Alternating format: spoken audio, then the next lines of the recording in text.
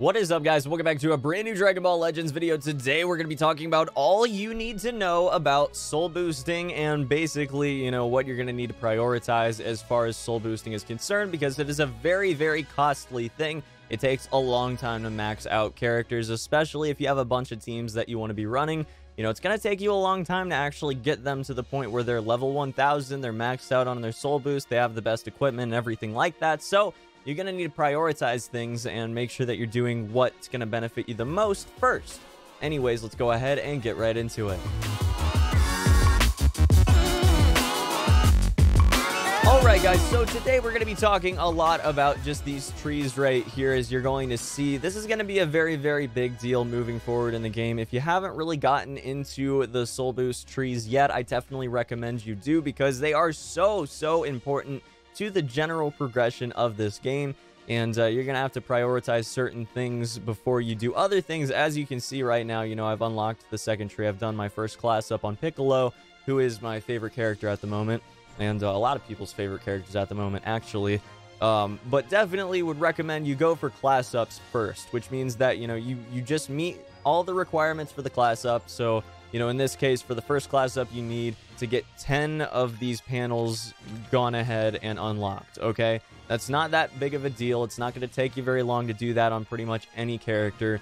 And I feel like that's just very, very important, because your first class up is going to give you access to 300 more levels, making it so your max level on that character is now 600 as opposed to 300.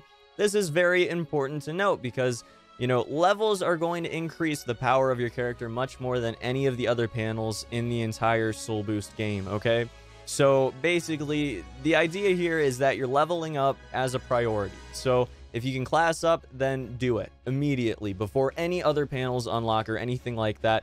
Obviously, going from level 1 to 2 is a huge benefit, and it's not going to be that expensive.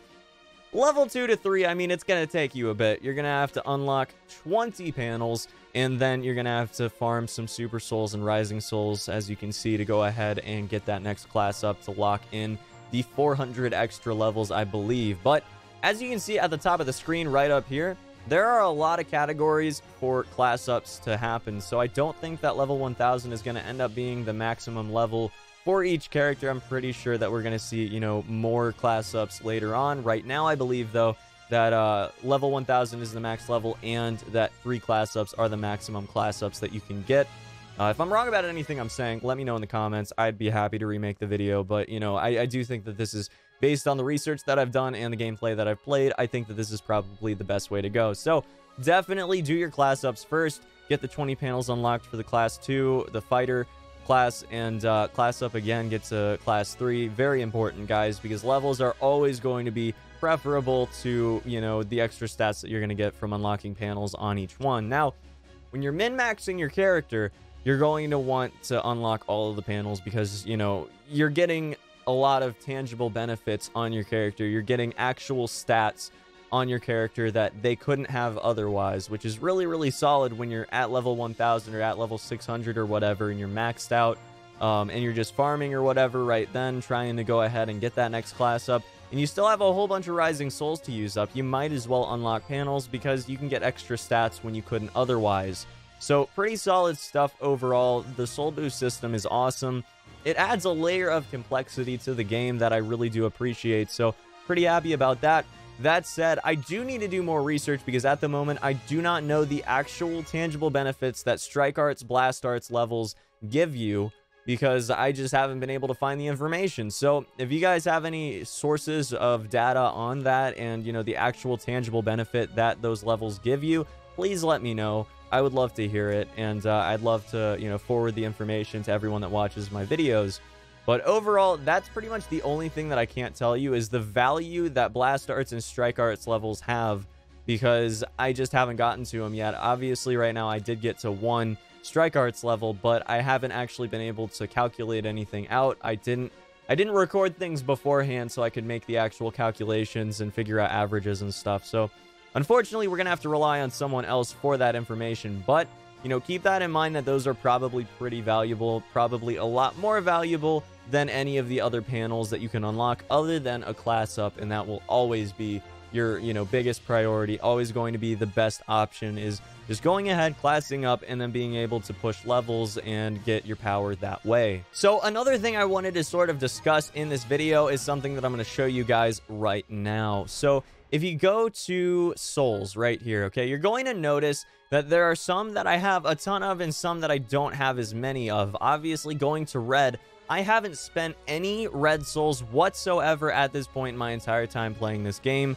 and I've only got 76 level 1 and 15 level 2 red souls. So, you know, you're going to want to focus on farming those specifically.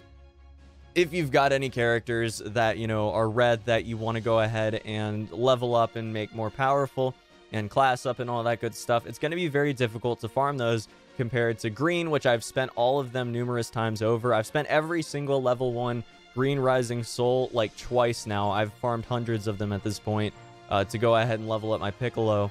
And blue I haven't actually used any of, so 141, not a bad number. But then going even far back to yellow there, I've spent a few yellows at this point on Pycon, but not too many. So, you know, maybe focus more on red, because obviously you're going to want them eventually. Obviously, you're not going to just never have a red character on any of your teams, so definitely farm them. Maybe focus more on farming red and purple, because those are the two that I haven't used any of at this point, and they're definitely they have been the lowest. You know, again, I've used some on Pycon, so I can't say yellow's down there with red and purple, but green and blue are farther up there. I've used tons of them at this point, and they farm very, very easily for some reason, and I don't know why. You know, maybe someone else has some information as to why this is, but red seems to be very difficult to get a lot of, so you want to go ahead and farm those if you can. You know, find some stages. Obviously, if you go to that, you don't see any stages that you can farm them at, but if you go all the way back to characters, you go over to the character list, actually not to the character list, I lied, to soul boost, and then you go to, you know, just a red character there. You're going to go how to get, and then it's going to show you the chapters you can go to and farm, you know, 4 rising soul 1s. And then obviously you can go and find a rising soul 2 somewhere on the tree, or if you've gone ahead and class up a red character, you can go to the second stage there, find a panel, and then just click how to get, and you'll be able to see where you can farm rising soul 2 reds. And those, you know, you just want to farm those if you don't have anything else to do. Obviously, I would recommend going to your normal events and everything before you prioritize farming rising souls, unless you're going for something specific, trying to unlock a class up or something for a specific character for some reason. I would recommend going ahead and knocking out you know, the events. Right now we have Raditz attacks and the invasion of Nappa the Cruel Saiyan going on at the moment, but you know, in the future, if you're watching this, it'll probably be even more valuable to go after these events, because they are so solid for, first off, leveling up your Z level, which is extremely important and is going to be increasingly difficult as time goes on. You know, as you unlock all the normal Z missions, you're going to have to look towards events for getting more experience, and also because you get equipment from them. And again, we're going to be making a video on that, but it is so important, I cannot stress it enough, that you get really solid equipment, you get it all the way maxed out, leveled up, and you equip it to the right characters. But yeah, guys, that's going to be about it for this one. Hope you got something out of today's video, because I definitely think that it is going to be extremely important moving forward. You know, obviously right now, as I'm recording this, this is early game, okay? This is only a few weeks after it came out for the first players, and then, you know, a few days after it came out for iOS players. So, you know, at the moment, people aren't looking towards min-maxing their characters and making them they're the best that they can possibly be. But down the line, you know, maybe a month from now, maybe 2 months from now, maybe 3 months from now, when everyone's got level 1000s and maybe they've released a couple new ways to get experience very quickly, you don't have to grind out on missions or anything anymore, and everyone's got high Z levels and they've got all of their soul boosts unlocked and everything.